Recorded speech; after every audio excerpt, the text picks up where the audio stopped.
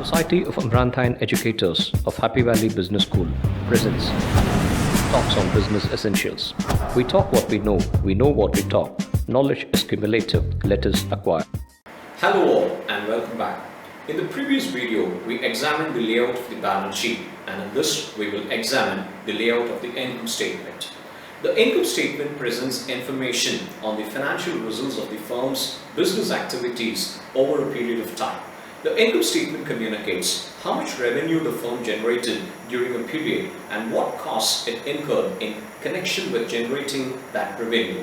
The basic equation underlying the income statement, ignoring gains and losses, is revenue minus expenses equals net income.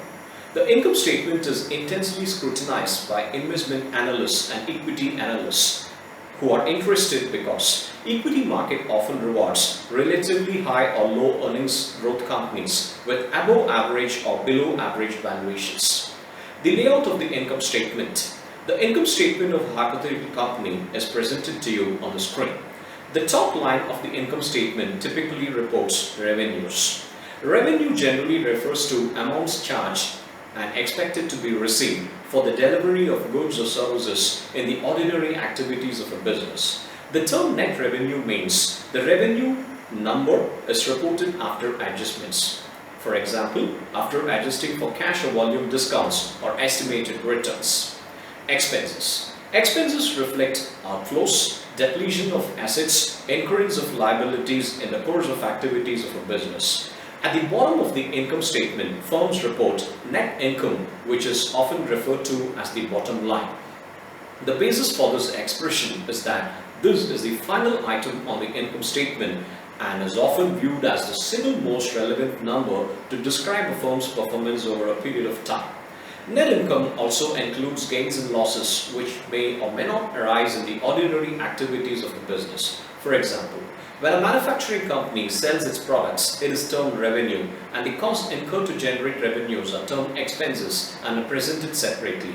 However, if the company sells surplus land that is not needed, this transaction is reported as a loss or gain. The amount of gain or loss being the difference between the carrying value of the land and the price at which it was sold. One subtotal often shown in the income statement is a gross profit, that is, revenue minus the cost of goods sold. This figure normally is an indicator of the manufacturing efficiency of the firm, and the size of gross profit determines how much more expenses the company can absorb before reaching the net income. And another important subtotal is the operating profit. Operating profit results from deducting operating expenses such as selling, administration, research and development from gross profits made.